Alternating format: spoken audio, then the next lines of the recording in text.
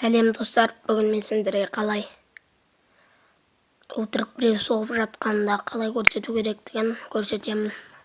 Оны Play Market'тен де барсақ болады.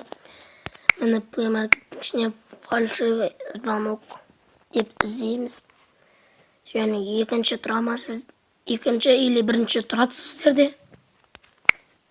Мынандай суретте тұрғанды басып аласыз. Осыны басып алғаннан кейін открыть дейсіз.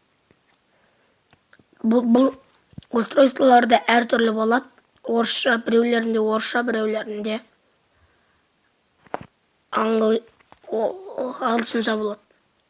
Көбінесе ағылшынша болады. Менде де ағылшынша. Мысалы, міне Қайрат Нұртас 877 өтірік бір номерді жазып аласыз да, біріншіден тұрғанды басасыз да, тағы да біріншісін басасыз.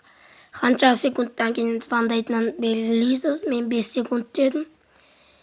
Енді start call дейміз. Ayıp etmeyinizer dostlar. Қараңыздар.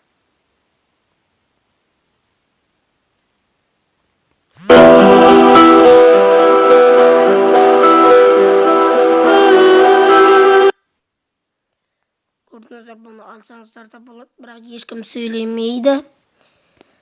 Сіздермен болған Габаят қоштау болыңыздар.